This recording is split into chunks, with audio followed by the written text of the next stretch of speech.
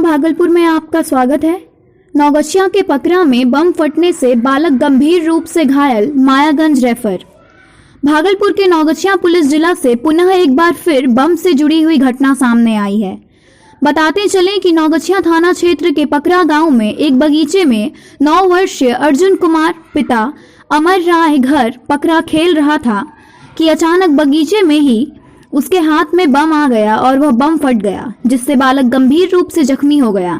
बताया जा रहा है कि बालक काफी गंभीर रूप से जख्मी है, जिसे आनंद फानन में परिजन द्वारा नौगछिया अनुमंडल अस्पताल लाया गया, जहां प्राथमिक उपचार के बाद उसकी स्थिति को गंभीर देखते हुए मायागंज अस्पताल रेफर कर दिया गया है। वहीं अस्पताल पहुंची नौगछिया पुलिस मामले को लेकर जांच कर रही है। परिजनों ने बताया कि अन्य दिन की तरह बगीचे में गया था जहां बम फटने की घटना घटी है, जिसके बाद गंभीर रूप से घायल हो गया है। खेल रहा था बस उसी में जो है आवाज। क्या हुआ? हम देखे तो हमारा बच्चा छत पर आ रहा है, तो हम सोए हुए थे, तब गए तो उठा के उसको लाए। क्या हुआ था वहाँ पे? बच्चा खेल रहा था तो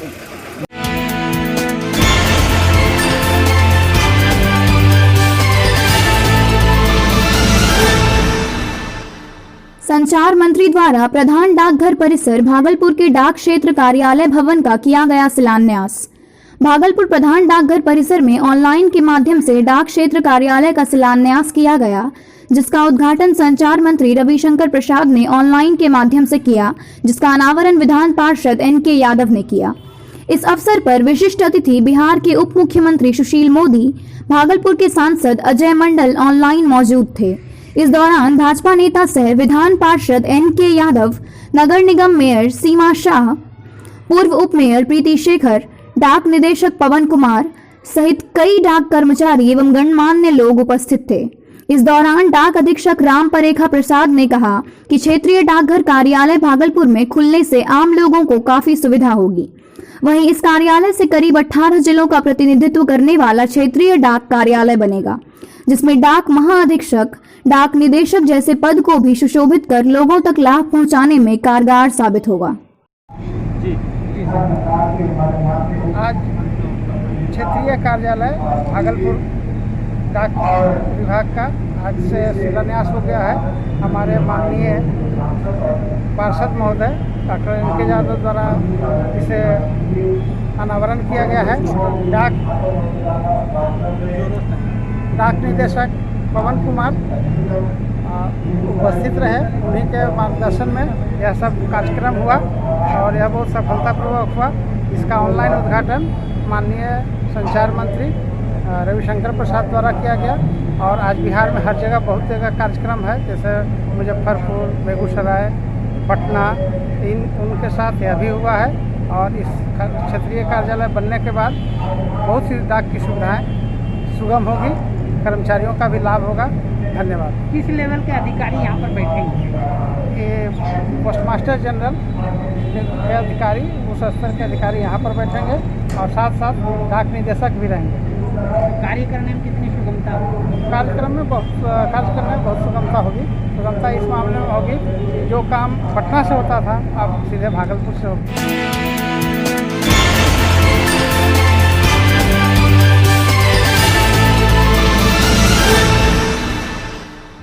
उत्पाद विभाग ने किया शराब माफिया के घर छापेमारी, भारी मात्रा में विदेशी शराब बरामद।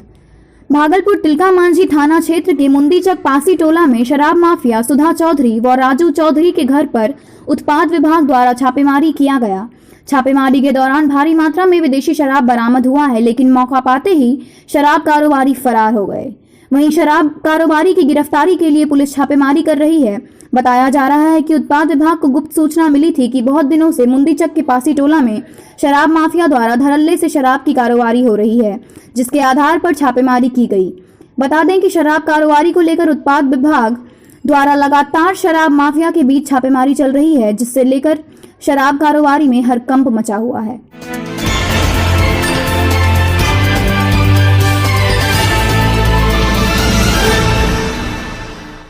बिहार में अभी चुनावी घोषणा नहीं हुई है, लेकिन चुनाव आयोग के निर्देशानुसार प्रत्येक जिलों में मतदान कर्मियों का प्रशिक्षण शुरू कर दिया गया है।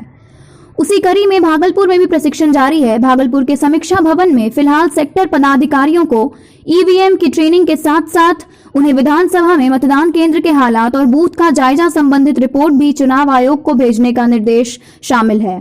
डीआरडीए डायरेक्टर प्रमोद पांडे ने बताया कि चुनाव तो तय है, उस बाबत प्रशिक्षण भी जारी है। सेक्टर ऑफिसर लोगों का प्रशिक्षण दिया गया है। ये पीरपैंती 154 पीरपैंती विधानसभा के सेक्टर ऑफिसर फर्स्ट हाफ में आए थे और इनका प्रशिक्षण हुआ है। इसमें मेन उनका क्या कर्तव्य है, क्या दायित्व है, अभी तुरंत उनको क्या करना है बताया गया कि सबसे पहले आप अपने मतदान जो केंद्र है उनका भ्रमण कर लें।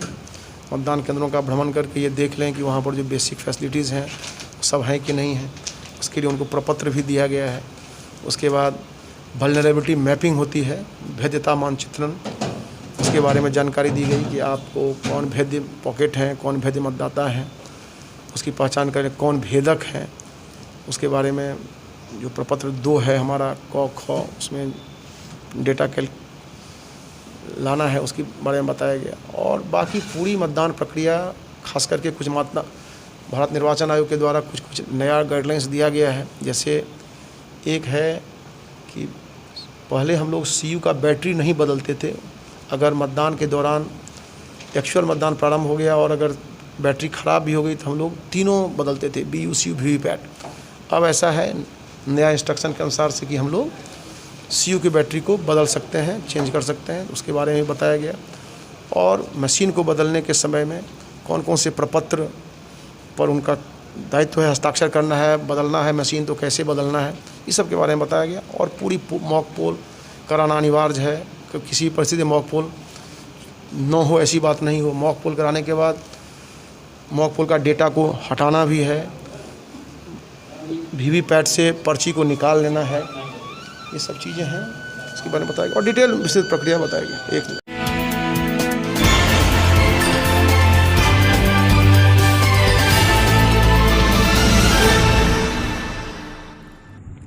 आजकल चोरी के वारदातों में लगातार वृद्धि हो रही है।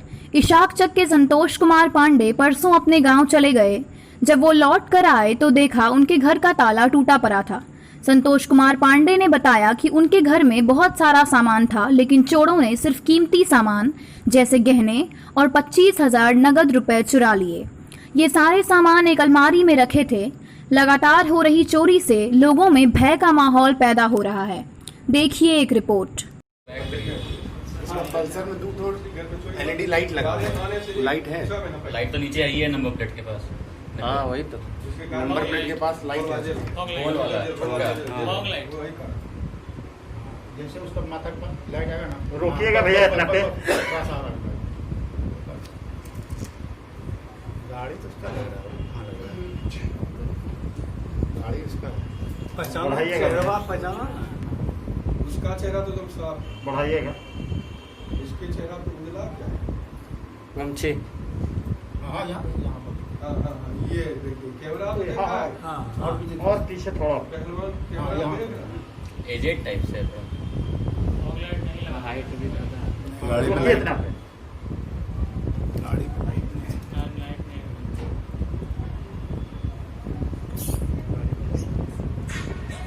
बढ़ाइए। क्या क्या हुआ बताइए। वारदात मतलब पूरा जो हुआ शनिवार के शाम में जो है ना, हम गए, हम नालंदा, मेरी माँ वहाँ रहती है, उनका तबीयत ख़राब हो गया था, तो हम गाड़ी रिजर्व करके जो है कि हम 3 बजे शाम में यहाँ से नालंदा किए गए।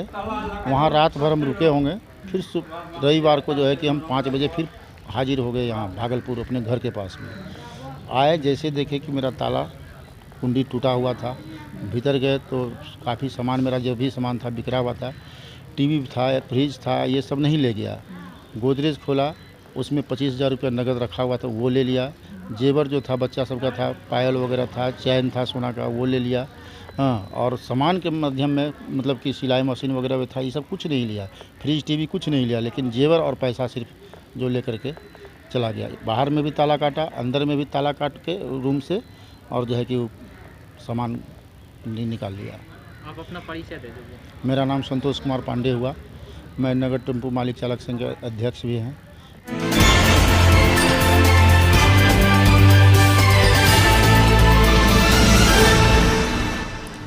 जेठौर मंदिर डानवा थान के पास अनजान युवक की चाकू गोद कर हत्या। अमरपुर में प्रसिद्ध जेठौर मंदिर के समीप दानव बाबा थान के पास चाकू से गोद कर एक युवक की हत्या कर दी गई है। लाश कैथाटिकर गांव वाले रास्ते पर पहाड़ी के नीचे पड़ी है। अब तक उसकी पहचान नहीं हो पाई, लेकिन युवक किसी संपन्न घर का लग रहा है। उसकी आयु 30 वर्ष के लगभग है। उसने ब्लू जीन्स और शर्ट पहनी है, जीन्स के नीचे हाफ पैंट भी पहनी है। उसकी पेट में चाकू घोंपकर हत्या कर दी गई है। मालूम हो कि यह बालू कारोबार का बड़ा अड्डा है। लाश के आसपास शराब की बोतलें और मांस भी फेंका हुआ था। आज सोमवार होने की वजह से मंदिर में मेला भी लगा था, जिसको लेकर काफी लोग पूजा के लिए आए थे। जानकारी के अनुसार युवक आसपास गांव का नहीं है। उसकी पहचान होने के बाद ही हत्या के कारणों का पता चल सकेगा। मेला के कारण इसकी खबर हर गांव तक पहुंच गई है। फिलहाल अमरपुर पुलिस मामले की जांच कर रही है। Thanks for watching this video. Do like, subscribe and share.